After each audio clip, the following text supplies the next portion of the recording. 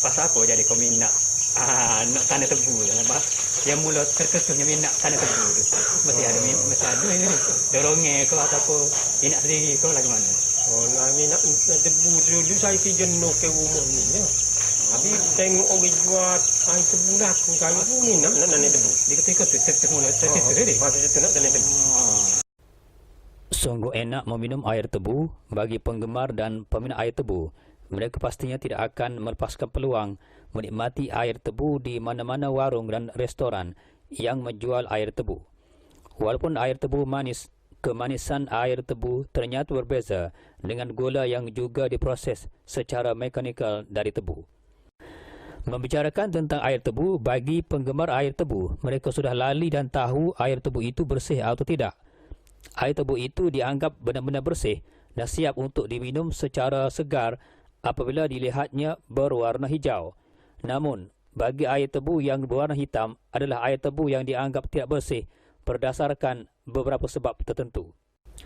Hal ini diakui sendiri oleh salah seorang penanam dan penjual air tebu, Osman Mat Yusof dari kampung Tasik, Rantau Panjang, Kelantan, ketika ditemui wartawan Siar TV di kediamannya yang letaknya berhampiran dengan ladang tebunya baru-baru ini.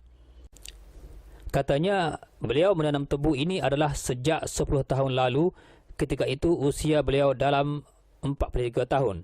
Tujuan menanam tebu itu banyak dan salah satunya untuk dijual airnya kepada pembeli dan peminat air tebu di kampung ini. Apabila menyentuh tentang minatnya sebagai penanam tebu, dia menyatakan pada masa dulu beliau adalah tukang rumah. Ketika itu dia melihat si penjual air tebu begitu popular dan amat laris, malah kadang-kadang tidak mencukupi.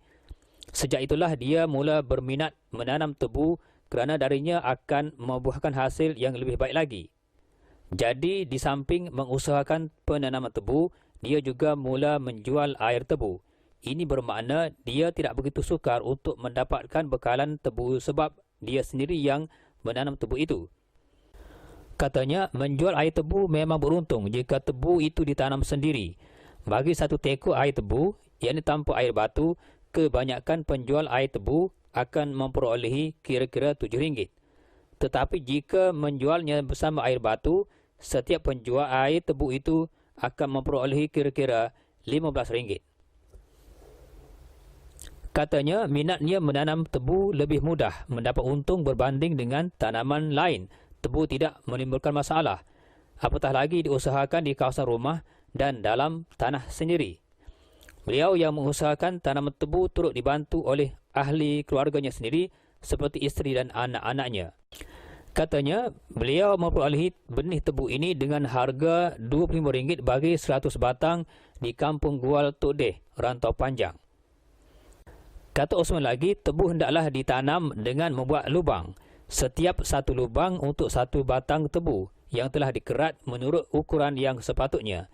Berbeza dengan tanaman lain seperti sayur-sayuran, perlu membuat batasnya, tetapi tebu tidak perlu. Kira-kira jaraknya adalah 1 kaki di antara lubang itu boleh digali untuk ditanam batang tebu itu. Katanya, tebu yang hendak ditanam dari usia 1 bulan dan boleh dipungut hasilnya apabila berusia 8 bulan. Menurutnya, tebu yang hendak ditanam supaya sentiasa manis perlu ditanam ketika belum cukup umur. Apabila cukup umur, pastinya apabila membesar akan berasa tawar. Manakala warna kulitnya adalah kulit langsat. Tentang pasaran tebu pula menurutnya, dia memasarkan tebunya itu dengan harga 70 sen sekilo.